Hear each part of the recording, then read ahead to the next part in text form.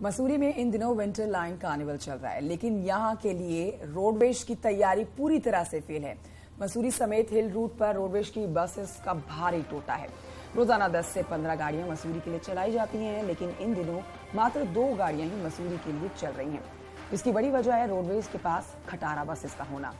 हिल depot के workshop पर 35 गाड़ियां खड़ी हैं। इन दिनों रोडवेज के वर्कशॉप में रोजाना गाड़ी खड़ी हो रही है। टायर के रबड़ न आने के चलते वर्कशॉप टायर के ढेर यहां पर लग गए हैं। पौड़ी, उत्तरकाशी, धनौल्टी समेत कई रूट पर इस समय गाड़ियां चल नहीं पा रही हैं, जिसकी वजह से यात्रियों को भारी दिक्कत हो रही है। ड्राइवर, कंडक्टर खाली बैठे हैं, तो अधिकारियों का कहना है कि 2 से 3 दिन में समस्या का हल निकल जाएगा।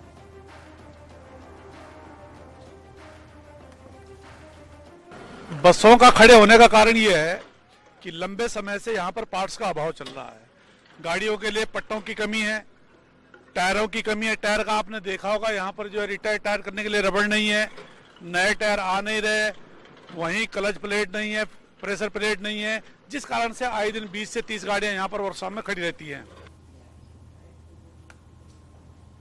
बागेश्वर में जहां एक और कड़ाके की ठंड पड़ रही है, तो वहीं जिले के जंगल आग की चपेट में भी है, जिससे लाखों के पेड़ जलकर खाक हो गए हैं और जंगली जानवरों का रुख रिहायशी इलाकों की तरफ बढ़ रहा है। विजयपुर, कांडा और साथ ही रीमा क्षेत्र के कई जंगल आग की चपेट में आ चुके हैं। आग प्रभावित क्षेत्र में धुएं का गुबार वातावरण को भी प्रदूषित कर रहा है। तो वहीं वन विभाग का कहना है कि जंगलों में नमी कम हो गई है, जिसकी वजह से आग लग रही है। उन्होंने ये भी कहा कि वन विभाग आग की घटनाओं पर काबू पाने की कोशिश कर रहा है।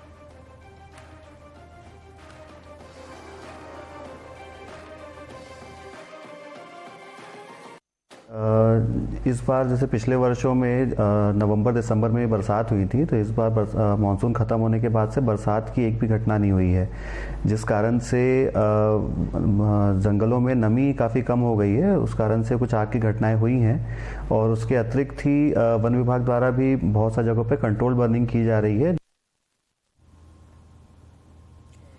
हरिद्वार से खबर, जहां के लक्सर में एक युवक के साथ ठगी का अजीबोगरीब मामला सामने आया। युवक ने अपनी पत्नी और उसके परिवार वालों पर जेंडर छिपाने का आरोप लगाते हुए धोखाधड़ी का मुकदमा दर्ज कराया है। दरअसल लक्सर के बादशाहपुर गांव के रहने वाले एक युवक ने सोशल मीडिया पर दोस्ती होने के बाद हरियाणा के हिसार की एक लड़की से शादी की थी, लेकिन शादी के पहले ही दिन युवक को पता चला कि जिससे उसकी शादी हुई है वो लड़की नहीं बल्कि लड़का है। उसने अपना जेंडर चेंज करवाया है और सच्चाई जानकर युवक के होश उड़ गए और उसने लक्सर कोतवाली में जाकर मुकदमा दर्ज करवाया। विवाह के उपरांत उस युवक को पता चला कि जिस युवती से उसने शादी की है, दरअसल वो पूर्व में एक लड़का था, जिसने अपना जेंडर चेंज करा के बाद में लड़की का बनना की प्रक्रिया अमल में लाई है। इस पर उसके द्वारा अपने साथ हुई धोखाधड़ी के संबंध में तहरीर दी गई और इस पर अंतर्गत धारा 420 आईपीसी के अभियोग पंजीकृत किया गया है।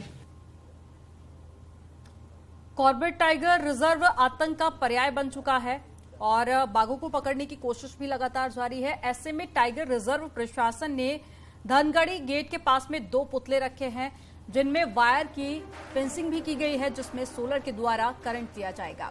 यदि बाघ इन पुतलों को इंसान समझकर इन पे हमला करेगा तो उन्हें करंट लगेगा और वे वहां से दूर हो जाएंगे। प्रयोग ये है कि इन बाघों को ये लगे कि इंसान पर हमला करने से करंट लगता है, इससे वे इंसानों पर हमला करने से बचेंगे।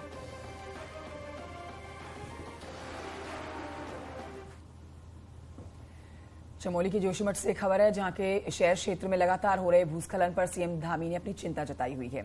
चमोली के डीएम के स्थलीय निरीक्षण के बाद 2 होटल्स में यात्रियों के रुकने पर रोक लगा दी गई है।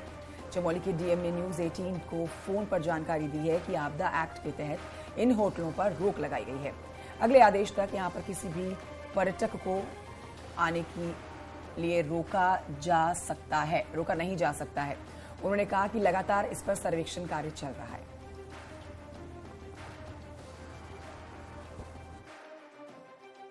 ये 2 होटल हैं, बताया जा रहा है कि इनकी नींव हिल गई है और ये कभी भी क्षतिग्रस्त हो सकते हैं, ये अनुमान लगाया जा रहा है।